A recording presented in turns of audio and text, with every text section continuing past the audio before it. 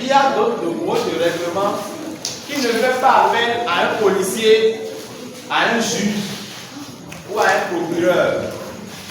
Mais c'est un particulier qu'on appelle pour aider à régler le problème. Et ce particulier-là, c'est lui qui est médiateur.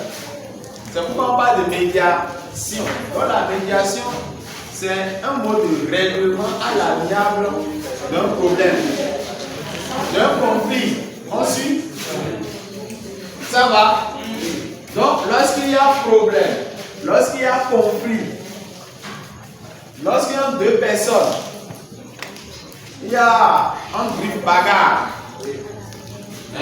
ils ne s'entendent pas, ils ne se comprennent pas, eh bien, on peut aller devant un individu, une personne, pour que cette personne-là, à l'amiable, règle le problème.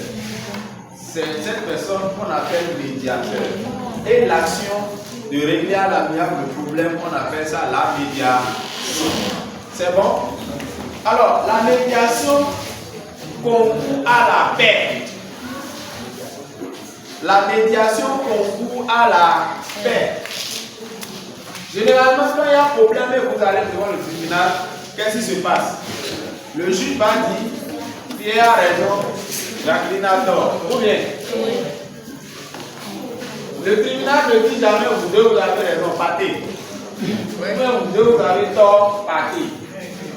Le tribunal va juger, trancher. Et il va dire, tel a raison, tel a tort. Et quand le tribunal dit ça, ça veut dire qu'il y a toujours quelqu'un qui part déçu. Ou bien? Mais avec la médiation, personne ne part déçu. Avec la médiation, personne ne part déçu. Le problème est posé. Vous venez devant le médiateur, il va conduire la procédure, régler le problème avec vous, de sorte à ce qu'à la fin, vous allez vous saluer. Chacun va trouver pour son compte. Chacun de vous peut être médiateur. Le médiateur, c'est un artisan de paix. C'est quelqu'un qui œuvre pour la paix. Donc, il n'aime pas voir de bagarre, de conflit autour de lui. Donc, quand il voit qu'entre deux personnes, il y a un problème, il intervient pour régler le problème. Et la solution au problème, ce n'est pas lui, en réalité, qui apporte la solution. Lui, il intervient juste pour aider les parties à se parler, à se comprendre et à trouver une solution à ce qui les divise. Mais attention, on ne fait pas la médiation partout. Lorsque vous vous giflez par exemple, lorsque vous vous giflez, si ce n'est pas les deux qui peut-être après cette giflée ont décidé de voir quelqu'un pour régler leur problème, l'un des deux, dès lors qu'une personne porte plainte, c'est fini. C'est-à-dire à la police ou bien à la justice, le médiateur ne peut plus rien faire. Donc, la question que je dois me poser à chaque fois, c'est comment faire pour régler le conflit. Et dans comment faire pour régler le conflit, je dois éviter tout comportement qui va aggraver le conflit.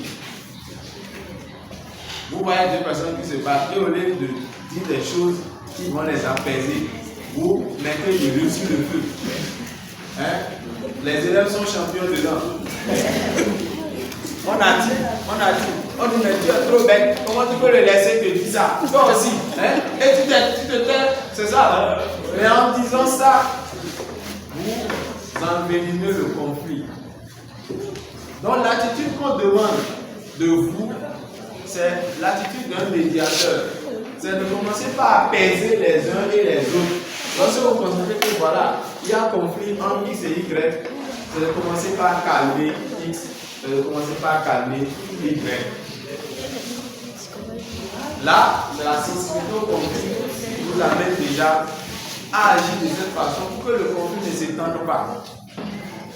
Est-ce que vous pouvez être médiateur si vous n'êtes pas leader? Non. Voilà. Donc, si vous voulez être médiateur, vous devez retourner vers ce qu'on vous a dit par rapport au leadership. Parce que si vous n'êtes pas un exemple pour vos camarades, est-ce qu'ils vont vous écouter même? Non.